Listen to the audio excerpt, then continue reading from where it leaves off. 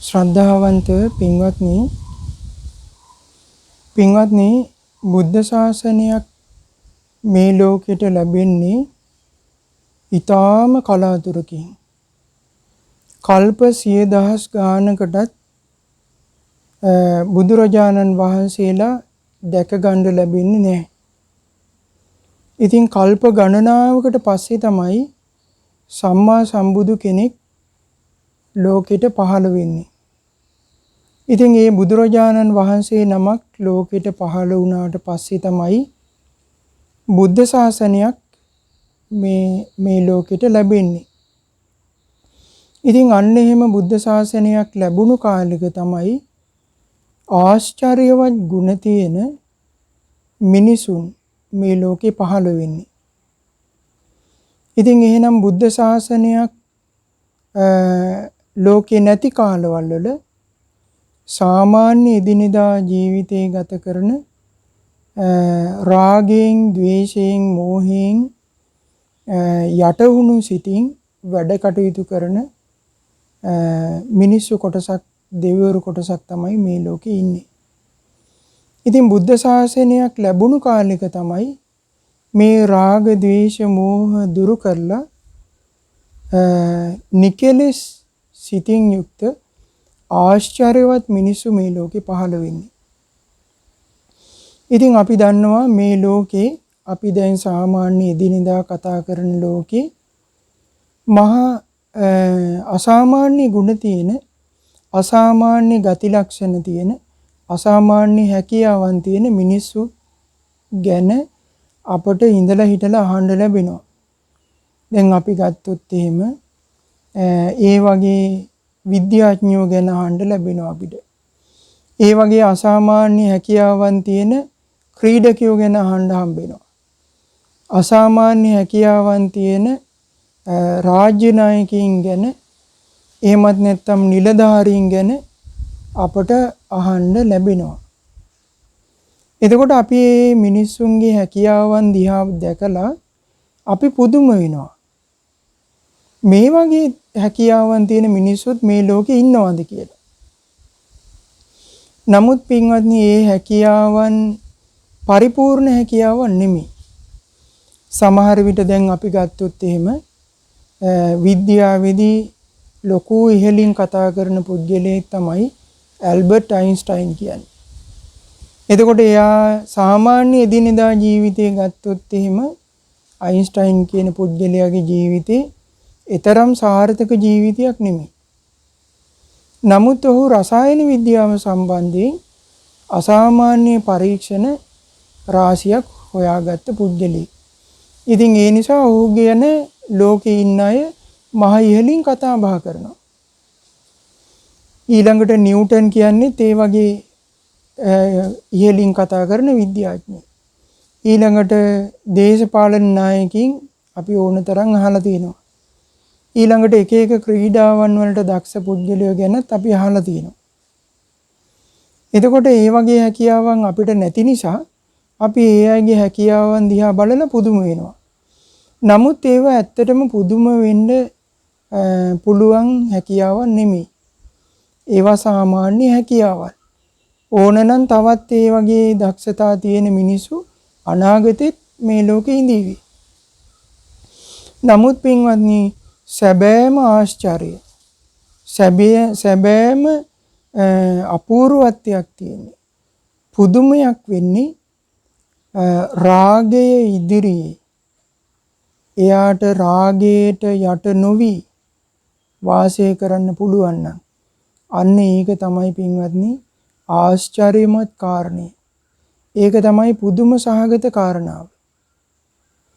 ඊළඟට ද්වේෂයේ උපදින කරුණු ඉදිරියේදී කෙනෙකුට පුළුවන් නම් ද්වේෂය අල්ප මාත්‍රයක්වත් හිතේ උපද්දවන්න නැතුව ඉන්න, මෙත් සිතින්ම වාසය කරන්න පුළුවන් නම් ඇත්තටම පින්වත්නි ඒක තමයි මේ ලෝකේ තියෙන ආශ්චර්යමත්ම දේ. අනිත් දේවල් ඊටාම සාමාන්‍ය දේවල්. අනිත් දේවල් ඕන කෙනෙකුට කරන්න පුළුවන්. හැබැයි ද්වේෂයේ ඉදිරියේ, ද්වේෂය ඇති වෙන කාරණාවක් ඉදිරියේ කෙනෙකුට පුළුවන් නම් පොඩ්ඩක්වත් ද්වේෂය උපද්දවන්නේ නැතුව ඉන්න. අන්න ඒක තමයි පුදුම සහගත කාරණාව. ඉතින් ඒ වගේ ආශ්චර්යමත් මිනිස්සු මේ ලෝකේ නැතුව නෙමෙයි. රාගයේ ඉදිරියේදී දශමයක්වත් පොඩ්ඩක්වත් රාගයෙන් යට නොවුණු සිතින් වාසය කරන්න පුළුවන් මිනිස්සු මේ ලෝකේ ඉඳලා තියෙනවා.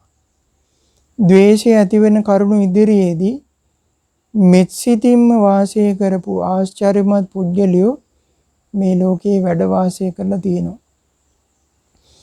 ඊළඟට මෝහයේ උපදින මේ මිත්‍යා දෘෂ්ටියෙන් යටවිච්ච ලෝකේ මිත්‍යා මතවාද දහස් ගණනක් වැපිරිලා තියෙන මේ ලෝකේ සම්මා දිට්ඨියෙන් යුක්තව කෙනෙකුට වාසය කරන්න පුළුවන් නම් ඒක තමයි ආශ්චර්යමත්ම දේ.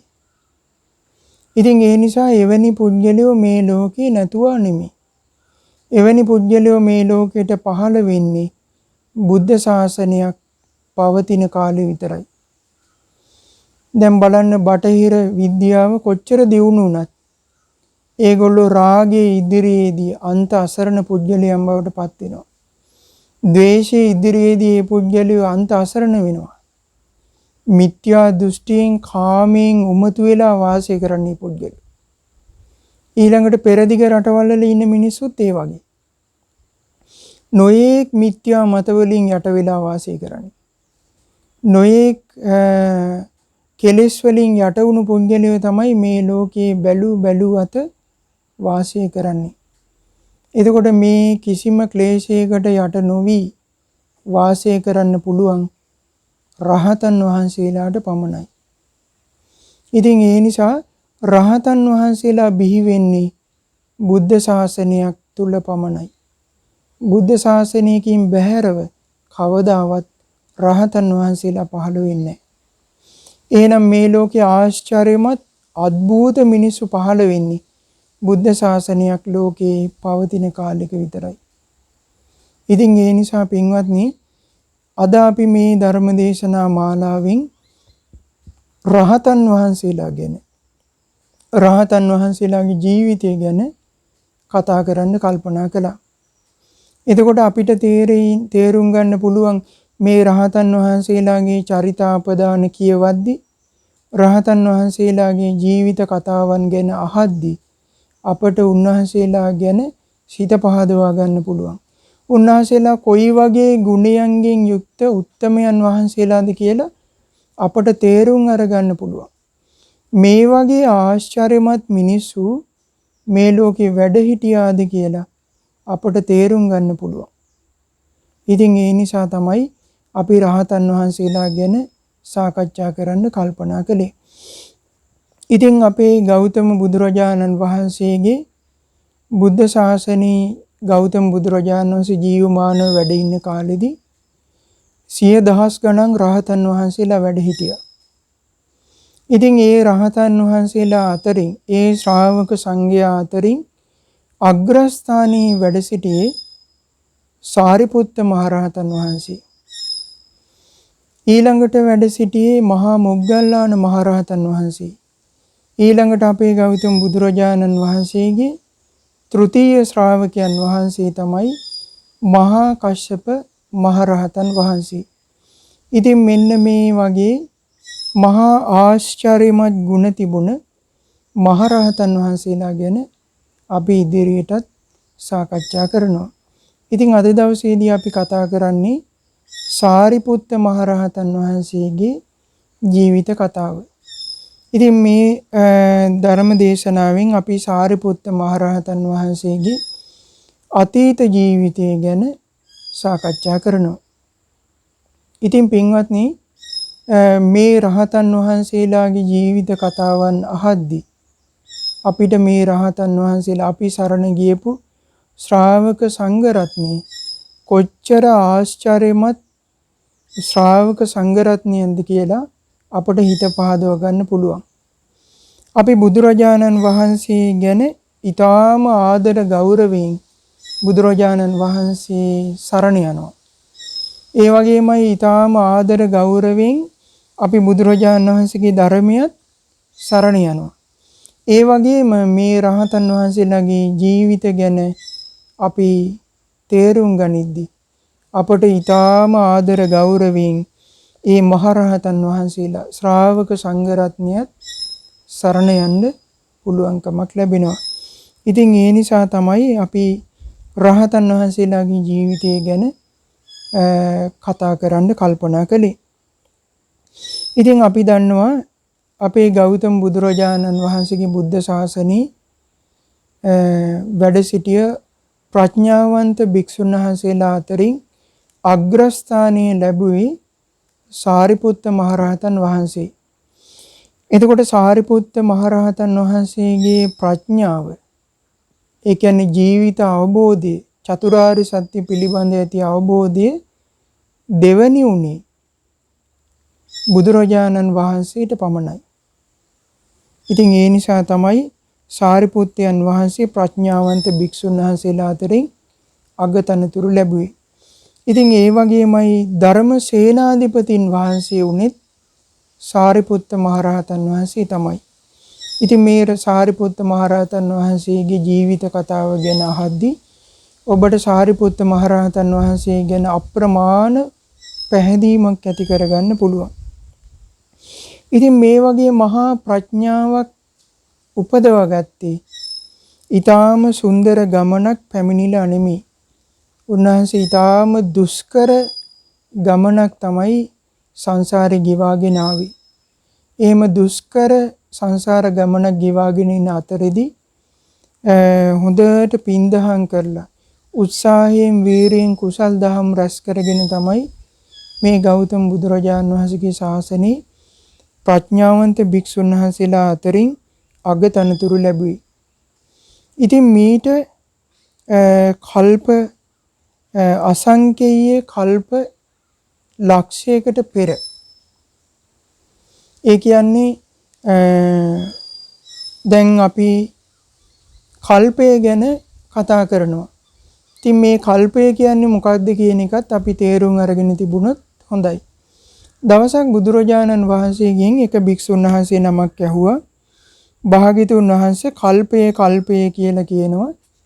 ඉතින් මේ කල්පය කියන එකට අවුරුදු කීයක් විතර තියෙනවද කියලා. ඒ වෙලාවේදී බුදුරජාණන් වහන්සේ දේශනා කළා, පින්වත් භික්ෂුව, කල්පයට අවුරුදු 100යි, කල්පයට අවුරුදු 1000යි, කල්පයට අවුරුදු ලක්ෂයයි, කල්පයට අවුරුදු කෝටියයි කියලා ගණනින් කියලා අවසන් කරන්න බෑ කිව්වා. ඒ වෙලාවේදී ඒ භික්ෂුන් වහන්සේ අහුවා, එහෙනම් භාග්‍යතුන් වහන්සේ අපට මේ කල්පයට අවුරුදු කීයක් විතර තියෙනවද කියලා තේරුම් අරගන්න උපමාවක් කියලා දෙන්න පුළුවන්ද කියලා ඇහුවා. ඒ වෙලාවේදී බුදුරජාණන් වහන්සේ දේශනා කළා, භික්ෂුව, යොදුනක් දිග, යොදුනක් පළල, යොදුනක් උස මහ විශාල භාජනයක් තියෙනවා කියලා හිතමු කිව්වා. යොදුනක් කියලා කියන්නේ ආසන්න වශයෙන් කිව්වොත් 77ක් විතර. එතකොට මේ 77ක් දිග පළල උස තියෙන විශාල භාජනයක්. මෙන්න මේ භාජනයේ සම්පූර්ණයෙන් තල වලින් පුරවනවා. දැන් මේ කියන්නේ උපමා කතාවක්.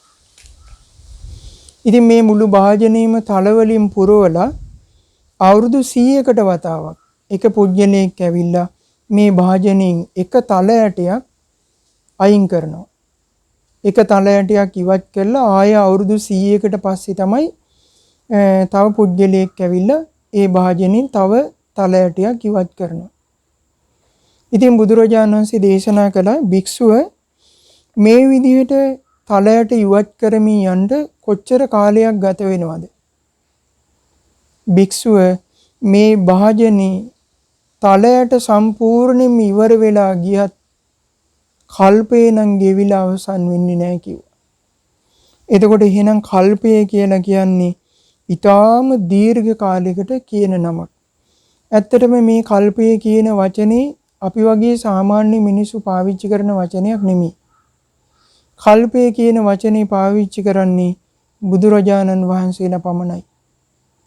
දැන් අපි දශකය කියන වචනේ පාවිච්චි කරනවා. දැන් බලන්න අපි 60 දශකය කියලා කියනවා. 70 දශකය කියනවා. 80 දශකය, 90 දශකය කියනවා. ඊළඟට අපි සියවස කියන වචනේත් පාවිච්චි කරනවා. අපි කියනවා අපි ඉන්නේ 21 වෙනි සියවසේ කියලා. එතකොට එහෙනම් සියවසක් කියලා කියන්නේ අවුරුදු 100ක්. දශකයක් කියන්නේ අවුරුදු 10ක්. ඊළඟට අවුරුදු 1000කට අපි කියනවා සහස්‍රයක් කියලා. එතනින් එහාට අපි කතා කරන්නේ මොකද ඒක අපිට ගෝචර වෙන්නේ නැති විෂයක්. අපිට කවුරුදු මිලියන ගණන් වලට කියන්න වචන නැහැ. මොකද අපිට එහෙම පාවිච්චි කරන්න අවස්ථා යෙදෙන්නේ බොහොම කලාතුරකින්. නමුත් බුදුරජාණන් වහන්සේලා කල්පය කියන වචනේ පාවිච්චි කරා. මොකද කල්ප 100,000 ගණන් මේ සංසාරේ උන්වහන්සේලා පාරමිතා පුරමින් පැමිණිලා තියෙනවා. ඉතින් ඒ වගේ එතකොට ඔබට හිතෙන්න පුළුවන් මේ සංසාරේට කල්ප කීයක් විතර ගෙවිලා තියෙනවද කියලා. ඉතින් බුදුරජාණන් වහන්සේගෙන් දවසක් භික්ෂුන් වහන්සේ නමක් ඇහුවා භාග්‍යතුන් වහන්සේ එහෙනම් ඒ වගේ කල්ප අර කීවා වගේ දීර්ඝ කාලයකට කියන වචනයක් තමයි කල්පය කියන්නේ. එතකොට එවැනි කල්ප කීයක් විතර මේ සංසාරේ අපි ගෙවලා තියෙනවද? බුදුරජාණන් වහන්සේ දේශනා කළ එවැනි කල්ප 100,000 ගණනක් ලක්ෂ ගණනක් ගෙවිලා ගිහින් තියෙනවා. ගණනින් ප්‍රමාණ කරන්න බැරි තරම් කල්ප ගණනාවක් මේ සංසාරේ අපි ගෙවලා තියෙනවා. ඉතින් ඒ නිසා බුදුරජාණන් වහන්සේ දේශනා කළ අනමතග්ගෝ යම් භික්කවේ පුබ්බා කෝටි නපඤ්ඤායති අවිජ්ජා නීවරණානං සත්තානං තණ්හා සංයෝජනානං සන්දාවතං සංසරතං කියලා. ඒ කියන්නේ අවිද්‍යාවෙන් වැසුණු තණ්හාව නැමැති බන්ධණයෙන් බැඳිච්ච මේ ලෝක සත්වයාගේ සංසාර ගමන පටන් ගත්තේ මෙතනින්ය කියලා පටන් ගත්ත ආරම්භක කෙලවර පණවන්න බෑ කිව්වා. අනවරාග්‍රයි. ඒක පෙන්නලා දෙන්න පුළුවන් තැනක් නෙමෙයි කිව්වා.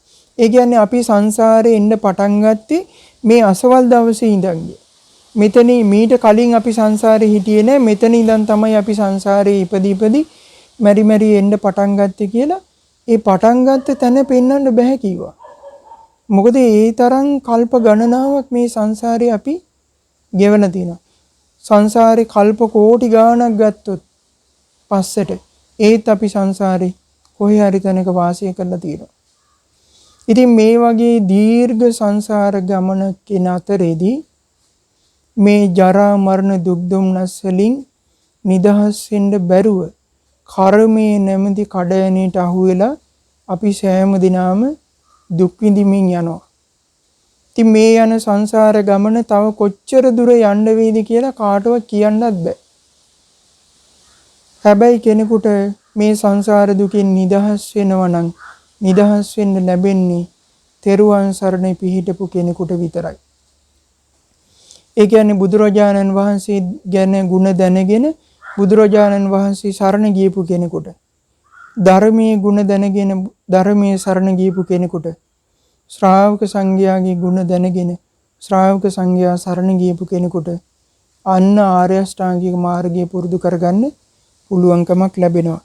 ඉතින් අන්න ඒ විදිහට ආර්ය අෂ්ටාංගික මාර්ගය සම්පූර්ණ කරගත්ත කෙනෙකුට මේ දීර්ඝ සංසාර ගමන සදහටම අවසන් කරන්න පුළුවන්කමක් ලැබෙනවා. ඉතින් අද අපි කතා කරන්නේ සාරිපුත්ත මහරහතන් වහන්සේගේ සංසාර ගමන පිළිබඳව. උන්වහන්සේ මෙපමණ මහා ප්‍රඥාවන්ත මහරහතන් වහන්සේ නමක් බවට පත් වුණේ කොහොමද කියන කාරණාව තමයි අපි සාකච්ඡා කරන්නේ. එතකොට මීට අසංකේය කල්ප ලක්ෂයකට පෙර මේ ලෝකේ වැඩ ඉඳලා තියෙනවා අනෝමදස්සී කියලා සම්මා සම්බුදුරජාණන් වහන්සේ නමක්. එතකොට මේ අපි කතා කරන්නේ අසංකේය කල්ප ලක්ෂයකට පෙර. එක අසංකේය කල්ප ලක්ෂයකට පෙර. එතකොට අපේ බුදුරජාණන් වහන්සේට දීපංකර බුදුරජාණන් වහන්සේ මුණ ගැහුනේ අසංකේය කල්ප 4කට කලින්. එතකොට බුදුරජාණන් වහන්සේ අපේ ගෞතම බුදුරජාණන් වහන්සේ දීපංකර පාදමූලයේදී නියත විවරණ ලබාගෙන අසංකේය කල්ප 4ක් පාරමිතා ධර්මයන් සම්පූර්ණ කරමින් පැමිණියා. ඉතින් ඒ පැමිණෙන අතරේදී මේ සාරිපුත්තයන් වහන්සේ මේ අග්‍ර ශ්‍රාවක තනතුරු ප්‍රාර්ථනා කළේ අසංකේය කල්ප එකකට පෙර. එක අසංකේය කල්පයකට පෙර. ඒ අනෝමදස්සී කියන බුදුරජාණන් වහන්සේගේ කාලේ. ඉතින් මේ අනෝමදස්සී කියන බුදුරජාණන් වහන්සේගේ කාලේ සාරිපුත්තයන් වහන්සේ මනුස්ස ලෝකේ ඉපදිලා හිටියා. සාරද කියලා බ්‍රාහ්මණ කුලේ, බමුණු කුලේ ඉපදිලා තරුණයෙක් වෙලා හිටියා. ඉතින් ඒ කාලේදී සාරිපුත්තයන් වහන්සේගේ යහළුවා තමයි මුගලන් මහරහතන් වහන්සේ. ඒ කාලේ මොග්ගල්ලාණන් වහන්සේ සිරිවඩ්ඩ කියලා තරුණයෙක් වෙලා අර සාරද කියන තරුණයාගෙම මිත්‍රයෙක් වෙලා ඉපදිලා හිටියා. ඉතින් මේ සාරද කියන තරුණයාගේ පියා මරණයටපත් වුණාට පස්සේ ඒ පියාගේ දායාදය සම්පූර්ණයෙන්ම මේ සාරද කියන තරුණයාට උරුම වුණා. භවභෝග සම්පත් සියල්ලම දීපල වතු පිටි ඉඩකඩම් සියල්ලම ලැබුණා. ඉතින් මේවා පරිහරණය කරමින් මේ සාරද තරුණයා වාසය කරද්දී සාරද තරුණයාට තමන්ගේ ජීවිතේ හිස් බවක් දැනුණා. කුමක්ද ශූන්‍ය බවක් තේරුණා. නිකන් නිෂ්ඵල දෙයක් අපි මේ කරන්නේ. දැන් මේ ලොකු විශාල ධනස්කන්ධයක් තියෙනවා. මගේ පියාට ඒ ධනස්කන්ධය ලැබුණේ පිය පරම්පරාවෙන්. නමුත් ඒ පිය පරම්පරාවේ කිසි කෙනෙක් මේ භවභෝග සම්පත් අරගෙන ගියේ නැහැ. ඒගොල්ලෝ මේ භවභෝග සම්පත් මෙහි අතහැරලා දාලා මරණයටපත් වෙලා ඒගොල්ලෝ සංසාර ගමන ගියා. ඉතින් පියාගේ ඇවෑමෙන් මේ විශාල ධනස්කන්ධයක් මටත් උරුම වෙලා තියෙනවා. නමුත් ඉතින් මේ ධනස්කන්ධය මට වුණත් පරලෝ ජීවිතයට අරගෙන යන්න ලැබෙන්නේ. ඉතින් මම මේවා මෙහිදී අතහැරලා දාලා තමයි පරලෝ යන්නේ. ඉතින් ඒ නිසා මේ සාරද තරුණයාට හිතුණා මේක නිෂ්ඵල ජීවිතයක්.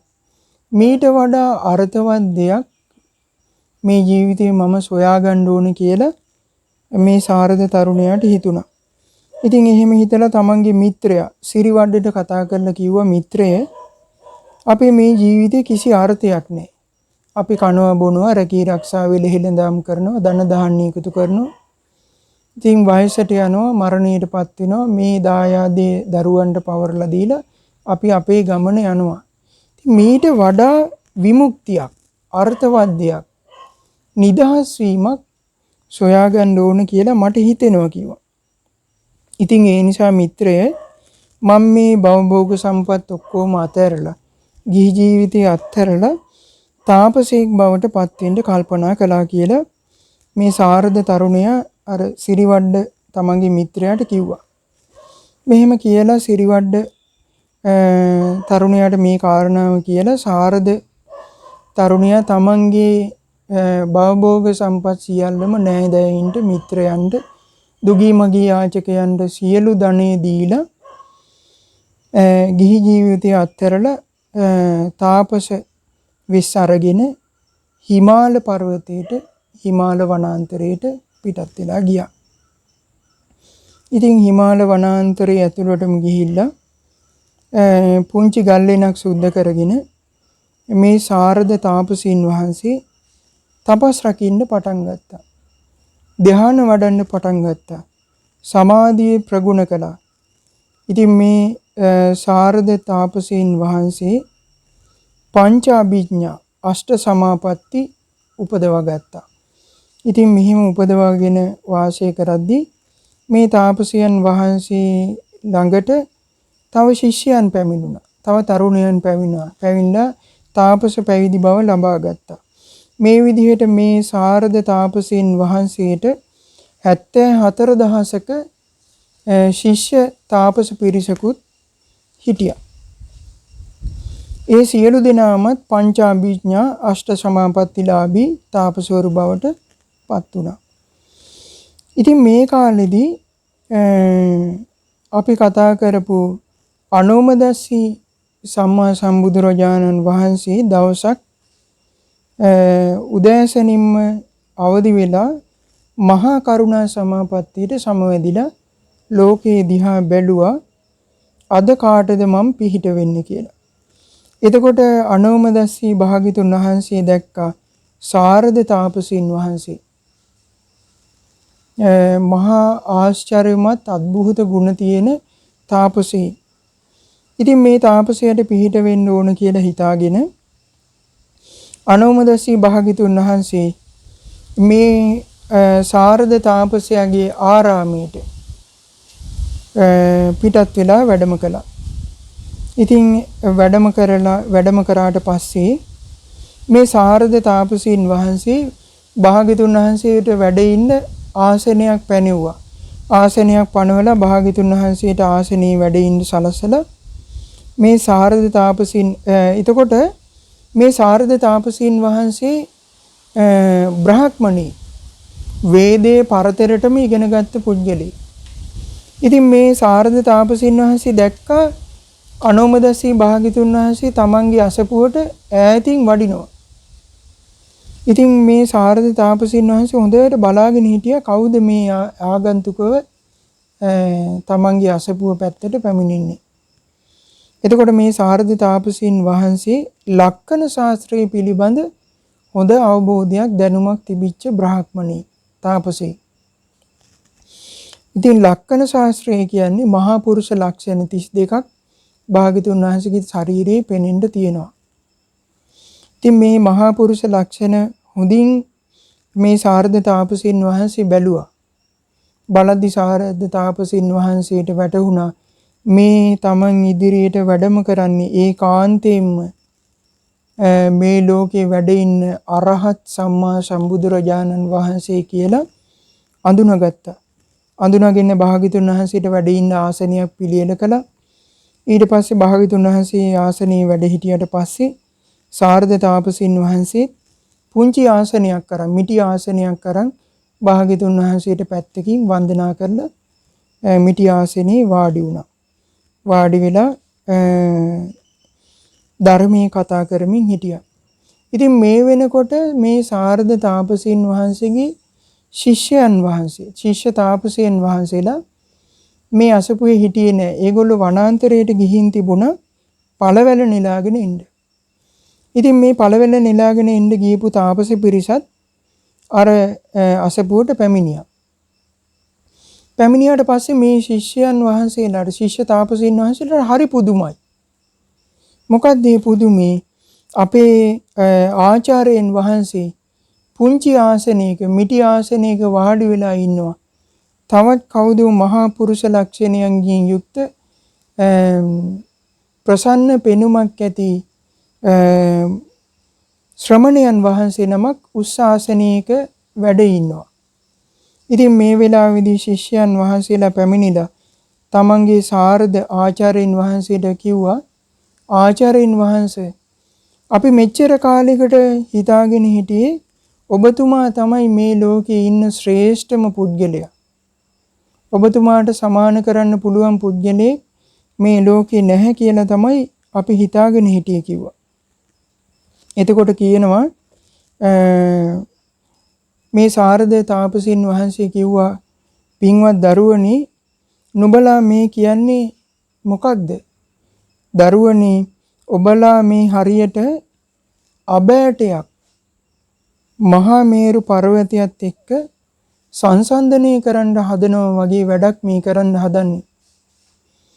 මේ සම්මා සම්බුදුරජාණන් වහන්සේත් එක්ක කිසිසේත් මාව සමාන කරන්න සුදුසු පුද්ගලෙක් නෙමෙයි කිව්වා. දරුවනි මේ වැඩ ඉන්නේ මේ ලෝකේ අරහත් සම්මා සම්බුදුරජාණන් වහන්සේ. ඉතින් මේ භාග්‍යතුන් වහන්සේ ගැන දරුවනි ඔබලා හිත පහදව ගන්න කිව්වා. ඉතින් ඒ වෙලාවේදී මේ සාරද තාපසීන් වහන්සේගේ ශිෂ්‍ය තාපසීන් වහන්සේලාත් භාග්‍යතුන් වහන්සේට වන්දනා කරලා පැත්තකින් වැඩ හිටියා වාඩි වුණා. ඊට පස්සේ අනෝමදස්සී භාග්‍යතුන් වහන්සේට සාරද තාපසීන් වහන්සේ පළවැල පූජා කළා. දානි පූජා කළා. අර ශිෂ්‍ය තාපසීන් වහන්සේලා වනාන්තරයට ගිහිල්ලා අරගෙන ආපු පළවැල වලින් ප්‍රණීතම කොටස අග්‍ර කොටස භාග්‍යතුන් වහන්සේ උදෙසා දහවල් දානීය විදිහට පිළියෙල කරලා පූජා කළා. ඉතින් භාග්‍යතුන් වහන්සේ ඒ සාරද තාපසීන් වහන්සේගේ පළවැල දානේ වැළඳුවා. වළඳලා අනෝමදස්සී භාග්‍යතුන් වහන්සේ මේ වගේ අදිෂ්ඨානයක් කළා. මොකද්ද? තමන්ගේ අග්‍ර ශ්‍රාවකයන් වහන්සේලා ඇතුළු භික්ෂු සංඝයා මේ ස්ථානයට පැමිණෙත්වා කියලා අදිෂ්ඨානයක් කළා. එතකොට මේ ස්ථානයට භාග්‍යතුන් වහන්සේ තනියම තමයි වැඩම කරලා තිබුණේ. ඉතින් උන්වහන්සේ මේ අතරේදී අදිෂ්ඨානයක් කළා අග්‍ර ශ්‍රාවකයන් වහන්සේලා ඇතුළු සියලු භික්ෂුන් වහන්සේලා මේ ස්ථානයට පැමිණෙත්වා කියලා. ඉතින් ඒ වෙලාවේදී අග්‍ර ශ්‍රාවකයන් වහන්සේලා ඇතුළු ලක්ෂයක් භික්ෂුන් වහන්සේලා මේ සාරද තාපසීන් වහන්සේගේ අසපුවට පැමිණුණා. ඉතින් මේ විදිහට වඩිද්දී සාරද තාපසීන් වහන්සේ කලබල වුණා. කලබල වෙලා තමන්ගේ ශිෂ්‍ය තාපසීන් වහන්සේලාට කිව්වා, දරුවනි මේ භික්ෂුන් වහන්සේලාට වැඩ ඉන්න අපිට කිසිම ආසනයක් නැහැ. ඒ නිසා ඊටාම ඉක්මනට මේ වනාන්තරයට ගිහිල්ලා මල් නෙලාගෙන ඉන්න. අපි මල් වලින් ආසන පනවමු බුදුරජාණන් වහන්සේ ප්‍රමුඛ භික්ෂු සංඝයාට කියලා. එතකොට අපි දන්නවා මේ 74000ක් තාපසයන් වහන්සේලා සියලු දෙනාමත් අෂ්ට සමාපත්තිලාභී තාපසයන් වහන්සේලා. ඉතින් ඒ නිසා උන්වහන්සේලා 이르දීන් වනාන්තරයට වැඩම කළා. 이르දීන්ම මල් නෙලාගෙන ඊටාම ඉක්මනට අසපුවට පැමිණිලා ඒ මල් වලින් ආසන පිළියෙල කරා. ආසන පිළියෙල කරලා භාග්‍යතුන් වහන්සේ ඇතුළු අග්‍ර ශ්‍රාවකයන් වහන්සේලා ඇතුළු මහා සංඝරත්නයට මල් ආසන පූජාවක් සිද්ධ කළා. මල් වලින් ලස්සනට වැඩ ඉන්න ආසන පිළියෙල කරලා උන්වහන්සේලා වඩා හිඳෙව්වා. ඉතින් ඊට පස්සේ අනෝමදස්සී භාග්‍යතුන් වහන්සේ කල්පනා කළා මේ සාරද තාපසීන් වහන්සේගේ මේ මල්ලාසන පූජාව මහත්ඵල මහානිසංස පූජාවක් බවට පත් කරන්න ඕන. ඉතින් එහෙම හිතාගෙන අනෝමදස්සී භාග්‍යතුන් වහන්සේ නිරෝධ සමාපත්තියට සමවැදුණා.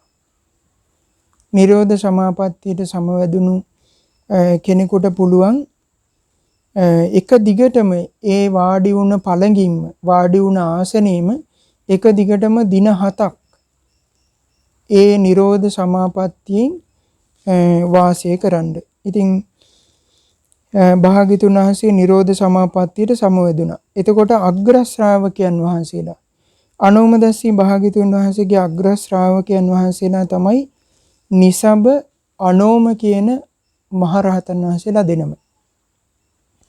ඉතින් මේ මහරහතන් වහන්සේලා දෙනමත් බැලුවා භාග්‍යතුන් වහන්සේ කුමන සමාපත්තියකින්ද වැඩ ඉන්නේ. එතකොට දැක්කා භාග්‍යතුන් වහන්සේ නිරෝධ සමාපත්තියට සමවැදුණා.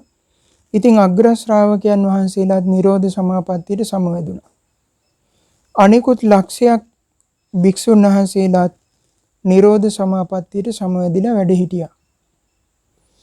ඒ අතරදී සාරද තාපසීන් වහන්සේ කල්පනා කළා භාග්‍යතුන් වහන්සේට ඉහළින් භාග්‍යතුන් වහන්සේගේ සිරසට ඉහළින් මල් වලින් සරසපු ඡත්‍රයක් කුඩයක් ඔසවලා තිබ්බොත් හොඳයි කියලා. එහෙම කල්පනා කරලා මල් වලින් ඡත්‍රයක් පිළියෙල කරලා මේ සාරද තාපසීන් වහන්සේ භාග්‍යතුන් වහන්සේගේ සිරසට ඉහළින් මේ මල් වලින් සරසපු ඡත්‍රය ඉහලාගෙන හිටියා.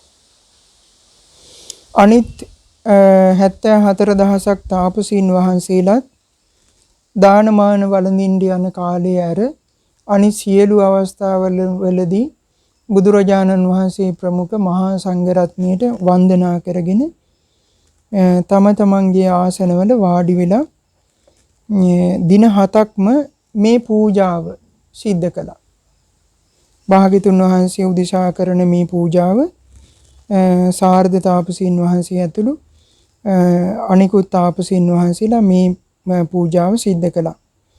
ඊට පස්සේ භාග්‍යතුන් වහන්සේ දින 7 ඇවෑමින් නිරෝධ සමාපත්තියෙන් නැගී සිටියා. නැගී සිටලා ඒ වෙලාවේදී සාරද තාපසීන් වහන්සේ ඇතුළු ඒ තාපසීන් වහන්සේලාට ධර්මයේ දේශනා කරන්න කියලා තමන්ගේ දකුණ ශ්‍රාවකයන් වහන්සේ වන නිසභ මහරහතන් වහන්සේට ප්‍රකාශ කළා. તો භාග්‍යතුන් වහන්සේ කිව්වා නිසභ මේ තාපසීන් වහන්සේලාට ධර්මයක් දේශනා කරන්න කියලා. එතකොට නිසභ මහරහතන් වහන්සේ මේ තාපස පිරිස එකතු වෙලා සිද්ධ කරපු මල්ලාසන පූජාවේ ආනිසංස සඳහන් වෙන ධර්ම දේශනාවක් සිද්ධ කළා. ඉතින් මේ ධර්ම දේශනාව හොඳට මේ තාපස පිරිස අහගෙන හිටියා. ගොඩාක් හිත පැහැදුනා. ගොඩාක් සතුටටපත් වුණා. ඉතින් මේ නිසභ මහරහතන් වහන්සේගේ ධර්ම දේශනාව ඉවරුණාට පස්සේ අනෝමදස්සී භාග්‍යතුන් වහන්සේ තමන්ගේ වමත් ශ්‍රාවකයන් වහන්සේ අනෝම මහරහතන් වහන්සේට ආරාධනා කළා. අනෝම මහරහතන් වහන්සේට ප්‍රකාශ කළා අනෝමයිනි ඔබත් මේ තාපස පිරිසට ධර්මයක් දේශනා කරන්න කියලා. ඒ වෙලාවේදී අනෝම මහරහතන් වහන්සේත් අර තාපස පිරිසට ධර්මයේ දේශනා කළා. ඉතින් මේ ධර්ම දේශනා දෙකම අහගෙන ඉඳදී මේ තාපස පිරිස ගොඩාක් සතුටු වුණා. සන්තෝෂයටපත් වුණා. මේ තාපස පිරිසගේ හිතේ පංච නීවරණ යටපත් වුණා. පැහැදුණු සිතක් ඇති වුණා. හිත හොඳට එකඟ වුණා. ඉතින් නමුත් ඒ තාපස පිරිසට මගඵල ලබා ගන්න බැරි වුණා. ඉතින් අනෝමදස්සී භාග්‍යතුන් වහන්සේ ධර්මයේ දේශනා කරන්න පටන් ගත්තා. අනෝමදස්සී භාග්‍යතුන් වහන්සේගේ ධර්ම දේශනාව අවසන් වෙනකොට සාරද තාපසීන් වහන්සේ ඇර අනිකුත් ශිෂ්‍ය තාපසීන් වහන්සේලා 74000ක් ශිෂ්‍ය තාපසීන් වහන්සේලා සියලු දෙනාම අරහත්ත්වයටපත් වුණා. මගඵල ලැබුවා. රාග, ద్వේෂ, මෝහ ආදී සියලු කෙලෙස් දුරු කරලා නිකෙලෙස් රහතන් වහන්සේලා බවට පත් වුණා. ඊට පස්සේ මේ 74000ක් තාපස පිරිස ඔක්කොම ඒහි බික්කු උපසම්පදාවෙන් අනෝමදස්සී භාග්‍යතුන් වහන්සේගේ බුද්ධ ශාසනයේ පැවිදි භික්ෂුන් වහන්සේලා බවට පත් වුණා. නමුත් සාරදේ තාපසීන් වහන්සේ මගඵල ලැබුවේ නැහැ. ඒකට හේතුවක් සඳහන් වෙනවා. ඒ හේතුව තමයි සාරද තාපසීන් වහන්සේ අර නිසභ මහරහතන් වහන්සේගේ ධර්ම දේශනාව ඉස්සෙල්ලාම බණ කිව්වේ නිසභ මහරහතන් වහන්සේනේ. ඉතින් ඒ නිසභ මහරහතන් වහන්සේගේ ධර්ම දේශනාවට ගොඩාක් පැහැදුනා. පුදුම වුණා. හිත සතුටු වුණා. ඒ රහතන් වහන්සේ කවුද කියලා මේ තාපසීන් වහන්සේට නිතර හිතුණා. උන්වහන්සේගේ ධර්ම දේශනාව කොච්චර ලස්සනයිද කියලා හිත පැහැදුනා. මේ සාරද තාපසීන් වහන්සේට හිතුණා අනේ මටත් යම් බුද්ධ ශාසනයක මේ නිසභ මහරහතන් වහන්සේ වගේ ශ්‍රාවකෙක් වෙන්න ඇතනම් කීකේ හිතුණා. මෙන්න මේ සිතුවිල්ල නිසා කියනවා අර සාරද තාපසීන් වහන්සේට ඒ බුද්ධ ශාසනේ මගඵල ලබන්න බැරුව ගියා. ඉතින් මේ අනෝමදස්සී භාග්‍යතුන් වහන්සේගේ ධර්ම දේශනාව අවසන් වුණාට පස්සේ සාරද තාපසීන් වහන්සේ පැමිණිලා අනෝමදස්සී භාග්‍යතුන් වහන්සේ දිශාවට වන්දනා කරගෙන ඇහුවා භාග්‍යතුන් වහන්සේ මීට ටික වේලාවකට කලින් ධර්ම දේශනාවක් සිද්ධ කරපු ඔබ වහන්සේගේ දකුණු පසින් වැඩ ඉන්න මේ භික්ෂුන් වහන්සේ කවුද කියලා ඇහුවා. එතකොට අනෝමදස්සී භාග්‍යතුන් වහන්සේ කිව්වා තාපසේ මේ නිසභ මගේ දකුණත් අග්‍ර ශ්‍රාවකයන් වහන්සේ කිව්වා. ඒ වෙලාවේදී සාරද තාපසීන් වහන්සේට මෙන්න මේ අදහස ඇති වුණා. සාරද තාපසීන් වහන්සේ අනෝමදස්සී භාග්‍යතුන් වහන්සේ දිශාවට වන්දනා කරගෙන කිව්වා, ස්වාමීනි, මම මේ කරපු පින්කමේ මේ මල් චත්‍රයක් ඉහළින් භාග්‍යතුන් වහන්සේට ඉහළින් ඔසවාගෙන සිටීමෙන් මං රැස් කළපු පින, මේ සිද්ධ කරපු පූජාවෙන් රැස් කරගත්ත පිනේ ආනුභාවයෙන් ස්වාමීනි, මට දෙව් මිනිස් සම්පත් කිසිම දෙයක් මම ප්‍රාර්ථනා කරන්නේ නැහැ. භාග්‍යතුන් වහන්සේ, අනේ මටත් අනාගතේ පහළ වෙන යම් බුද්ධ ශාසනයක, යම් බුදුරජාණන් වහන්සේ නමකගේ ශාසනයක් තුල මේ නිසබ්බ තෙරුන් වහන්සේ වගේ අග්‍ර ශ්‍රාවකෙක් වෙන්න මේ පින හේතු වේවා කියලා ප්‍රාර්ථනාවක් කළා. එතකොට මේ අනෝමදස්සී බුදුරජාණන් වහන්සේ අර සාරද තාපසීන් වහන්සේගේ සිතේ ඇති වුණු මේ ප්‍රාර්ථනාව සමෘද්ධිමත් වෙනවද, ඉෂ්ට වෙනවද කියලා බැලුවා. බලද්දී අනෝමදස්සී භාග්‍යතුන් වහන්සේ දැක්කවා අදින් අසංකේය කල්ප ලක්ෂයකට පස්සේ මේ ලෝකේ ගෞතම නමින් සම්මා සම්බුදු කෙනෙක් පහළ වෙනවා. අන්නේ ගෞතම බුදුරජාණන් වහන්සේගේ ශාසනයේ මේ සාරද තාපසීන් වහන්සේගේ ප්‍රාර්ථනාව සමෘද්ධිමත් වෙනවා, ඉෂ්ට වෙනවා කියලා අනෝමදස්සී භාග්‍යතුන් වහන්සේ නියත විවරණයක් ලබා දුන්නා. ඉතින් මේ ප්‍රාර්ථනාව ඇහුවට පස්සේ, ඒ නියත විවරණ ප්‍රකාශය ඇහුවට පස්සේ සාරද තාපසීන් වහන්සේට ගොඩාක් සතුටු හිතුණා, සන්තෝෂයටපත් වුණා. සාරද තාපසීන් වහන්සේ බුද්ධ ශාසනය මුල් කරගෙන තව තවත් නොයෙක් පින්කම් කළා. ඉතින් අනෝමදස්සී භාග්‍යතුන් වහන්සේ කිව්වා, මේ වගේ කොහොමද අදින් ඒකාසංකේය කල්පලක්ෂයකට පස්සේ ඔක්කාක කියන රාජවංශයේ උපදින ගෞතම නම් වූ ගෝත්‍රය ඇති ශාස්ත්‍රූන් වහන්සේගේ ශාසනයේ සාරිපුත්ත නමින් ඔබ අග්‍ර ශ්‍රාවකයන් වහන්සේ බවට පත් වෙනවා කිව්වා. ඉතින් මෙන්න මේ විදිහට තමයි සාරිපුත්තයන් වහන්සේ නියත විවරණ ලබා ගත්තේ, අග්‍ර ශ්‍රාවකයන් වහන්සේ නමක් බවට පත් වෙන්න. ඉතින් අපි කතා කළේ මීට අසංකේය කල්ප ලක්ෂයකට පෙර. ඉතින් අනෝමදස්සී භාග්‍යතුන් වහන්සේගේ බුද්ධ ශාසනය මුල් කරගෙන සාරද තාපසීන් වහන්සේ පින්දහම් කරලා ආයුෂ ගෙවිලා අවසන් වෙලා මරණයටපත් වෙලා දෙව්ලොව උපන්නා. එදා පටන් දෙව් මිනිස් ලෝකයේ ඉපදී පැමිණියා. පැමිණිලා අපේ ගෞතම බුදුරජාණන් වහන්සේ ජීවමානව වැඩ ඉන්න කාලෙදී මගධ ජනපදයේ රජගහ නුවරට ටිකක් ඈතින් පිහිටපු නාලක කියන බමුණු ගමේ සාරි කියන බැමිණියගේ කුසේ වංගන්ත කියන බ්‍රාහ්මණතුමාට දාව සාරිපුත්ත නමින් මනුෂ්‍ය ලෝකේ උපන්නා. ඉතින් ওই විදිහට තමයි සාරිපුත්තයන් වහන්සේ සංසාරෙදී පින්දහම් රැස් කරමින් අගසව් තනතුරු ප්‍රාර්ථනා කරමින් පැමිණියේ. ඉතින් අද අපි සාරිපුත්තයන් වහන්සේගේ අතීත කතාව සාකච්ඡා කළා. ඉතින් ඉදිරියේදී අපි සාරිපුත්තයන් වහන්සේගේ ගිහි ජීවිතය ගැන සාකච්ඡා කරනවා. ඉතින් ඉතිරි දේශනාවලදී සාරිපුත්තයන් වහන්සේ පිරිනිවන් පානා තෙක්ම උන්වහන්සේගේ චරිතාපදානය ගැන අපි සාකච්ඡා කරනවා. ඉතින් මේ ආශ්චර්යමත් ශ්‍රාවකයන් වහන්සේලා ගැන අපි හැමදිනාටම හිත පහදවා ගන්න මේ ධර්ම දේශනාව උපකාරයක් වේවා.